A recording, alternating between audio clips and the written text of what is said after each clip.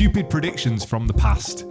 We've collated some stupid predictions from some stupid people in the past when they didn't think they were that stupid. But so things in the past people predicted would happen, which was proven to be inaccurate. Okay. All right, so the first one is, human feet will just become one big toe.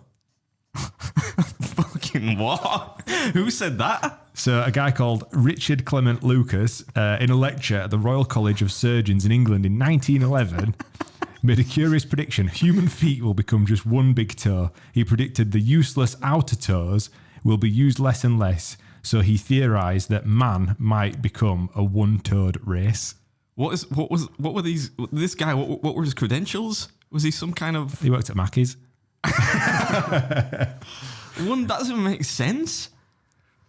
Oh, like a hoof, but like a donkey's hoof. So, like the human race becomes a race of ungulates. People who just have like a big stub. Was weed legal in 1911? I think you're probably huffing the poppies and stuff, like the morphine concoctions and all that stuff. I joke. I don't know if I should say this, but probably not.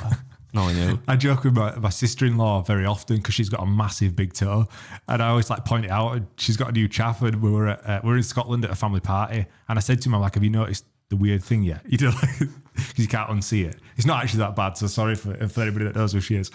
And he's like, "What do you mean?" I went, because she's in like flip-flops. I'm like, "Look at her big toe," and she's like, "Josh." You start gagging. Yeah.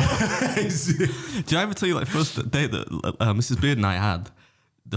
Probably that second or third thing she said to me was, "Do you have any like weird deformities or anything?" Oh, you might did we cover that on the podcast with her? Do it again. Go on, tell us again. She was like, "Do you have any weird deformities?" I was like, "Deformities?"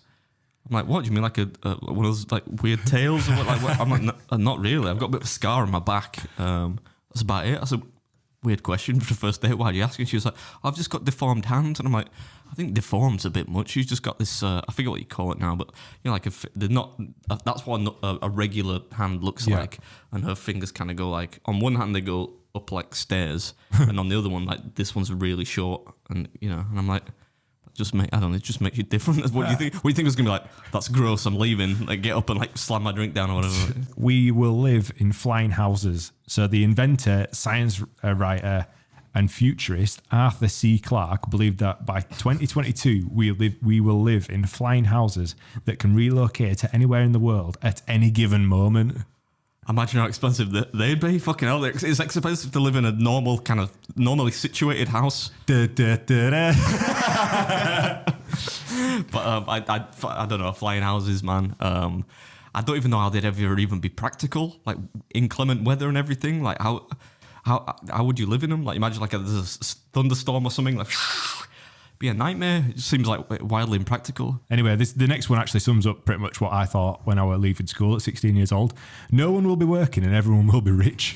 That is literally the title. Who predicted that? In 1966, Time magazine reported that the 21st century would be pretty awesome, a pretty awesome economic era for just about everybody. Quote, machines will be producing so much that everyone in the US will, in effect, be independently wealthy without even lifting a finger.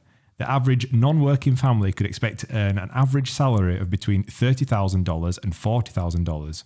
By today's standards, that'd be about $300,000 doing absolutely nothing. Nobody would be working, everyone would be rich. That sounds like one of Rishi Sunak's. Hey up. Can we not talk about that? Yeah, can you bring it on? That sounds like one of his promises. Yeah. He's about the same size as me, isn't he? 5'2". Yeah, apparently he's like a really small human, which is pretty funny. And just to clarify, I'm not 5. What does it say on Wikipedia now? I'm 4'3". I think I'm shrinking every time. George, have a quick Google. But I mean, that's crazy. I don't know why you would ever. Did that person even just study basic economics? I don't even say study. Are they aware of basic economics? That was Time magazine, mate. That were like legit. I mean, legit print. Whatever. These are ridiculous. These are about as ridiculous as they can get. There are less ridiculous ones. Right, next one. Mail will be sent via rocket. Well, it got quicker. They were right in that regard. But can you imagine spending rocket fuel when you want to send like a Christmas card to your nan? It's just flying through Smacks you in the face. To be fair, they're about doing like primed on drones to your door, aren't they? Like I get that, you can though. prime that within the day. I get Right. that. So this one comes from. It says, as out there as it sounds, mail delivery via missile was successfully attempted in 1959. The nuclear warhead was taken out and replaced with mail containers, and the missile was launched towards a naval auxiliary air station. The mail was successfully delivered. The Postmaster General Arthur E. Summerfield was so excited by the historic significance of mail delivery via an instrument of war that he predicted it would become a commonplace in the next century. To be fair, when that arrived, I bet what was in there, the mail, still came in better condition than anything delivered by Yodel. I guarantee it, man. They boot it over, they convert the thing, like touchdown over, not touchdown's not right. They kick it over your fences, what I'm getting at. Yeah, Hermes is the same thing, innit? Yeah, they don't give a shit, do they're they? all fucking jokers, mate. I like seeing, what CCTV catches them where they'll say, I'll put it in your fucking green bin. They'll put it in your green bin, take a picture, then take it back out and nick it. I love them getting caught for that. Fucking wankers. I saw someone on Facebook the other day. It was like, oh, it was my Hermes driver's birthday the other day. So he came and I said, oh, I've got a present for you. And he's like, oh, thanks. So I fucking booted it over into the neighbour's garden and said, it's in a designated location or whatever. Designated safe space. Humans will live on Mars. We've been dreaming of putting humans on Mars for as long as we've known the red planet existed. However, it's only recently that the ventures started to feel even remotely realistic. You know what's mad? Sorry to interrupt you. Out of all the ones so far, that is the most realistic. I bet when these predictions were made, that was probably deemed the least realistic. So this was in 1997. Wired magazine's Peter Schwartzland picked the year 2020 as the time humans arrive on Mars. Well, he was wrong, wasn't he? But that seems fraught with just. You think that, I don't want to get onto like a hippie warrior high horse thing here, but like, couldn't more money be dedicated to the preservation of this planet than having to construct not just like the you'd have to construct an entire breathable atmosphere on the planet. You can't survive there. Do you remember on SpongeBob SquarePants when the squirrel used to live underwater in that thing? Is he for real, man? Like, Do you know what I mean? Dumb. Oh yeah, Is that dumb? I watched SpongeBob SquarePants on a day. No, I've never seen an episode. You've I never know what watched- it is, but I've never seen All right, it. those that listening will know what it is.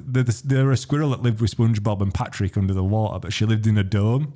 Oh right, Because that's what I figured it'd be like if we went to Mars. yeah. I'm all for, you know what? I'm all for like This fucking guy.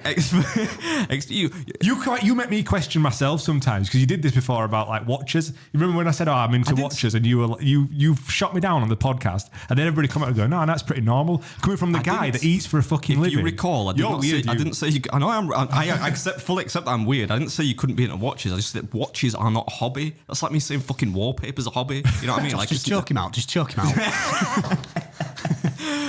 But no, to get back to the Mars thing, I think it's the nature of humanity to explore, right? That's what Columbus and all that stuff, the spirit of exploration and otherworldly conquest and all that stuff.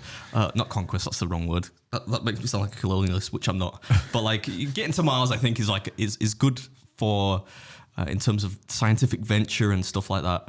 But realistically, who's living on Mars? If somebody said you could be, even if they said you could be in Mars in a day's time, which you can't, but if they said that to you, you can go live on Mars. I mean, don't get me wrong, I like solitude, but I don't want to live on Mars. I think it's mad that people dedicate because I mean, how long does it take to get to Mars? And it's something like 40 years. 6 months, I think it is. What? I thought it was like years. no. I it's- think that's not years, but- I was seeing like Elon Musk talking about it, and he was saying it takes apparently about 6 months. Sorry, Oh, is that it? to get there. You're going to Google it? Yeah. Not Yeah, that I but don't again, believe you. I won't be there volunteering going, I'll just, It's super dangerous. Like there's so many ways you can die.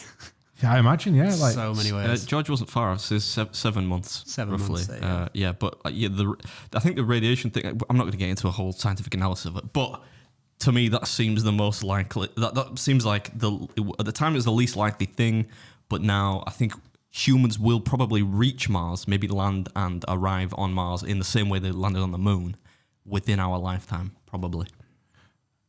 surely it's going to be fucking freezing. That's where spacesuits, Josh. Yeah. It's not a particularly welcoming atmosphere on the moon, but we made that.